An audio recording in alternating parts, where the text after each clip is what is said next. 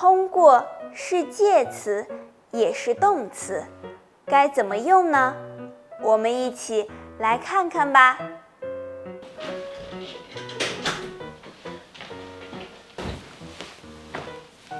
李可，什么事这么开心？我刚才收到了通知，说我顺利通过了面试，下个星期就可以开始实习啦。祝贺你啊！我就知道你一定行。你知道吗？在面试的时候，经理还表扬我了。通过这次经历，我对自己更有信心了。现在很多人都在找实习，我觉得你应该跟大家分享一下怎么通过面试。我会告诉他们，一定要找一个像你一样的朋友。别开玩笑了，我是认真的。面试之前你一直鼓励我，通过你的鼓励，我才能得到这个机会。这有什么？我们是朋友嘛。现在我们知道，通过作为介词时，它表示用某种方式达到了某种目的。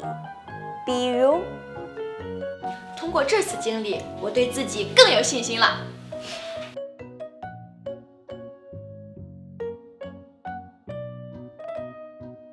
通过你的鼓励，我才能得到这个机会。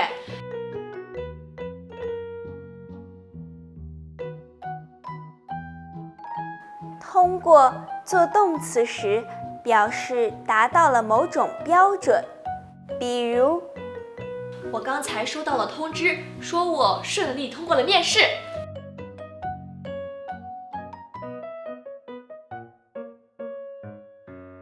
大家明白了吗？跟我读。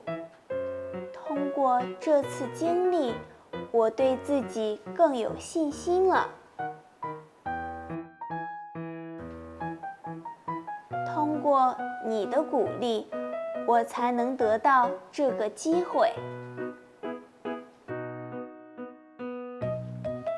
我顺利通过了面试。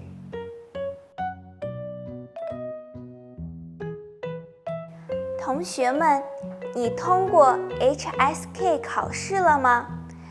你通过什么方法可以快速提高中文水平呢？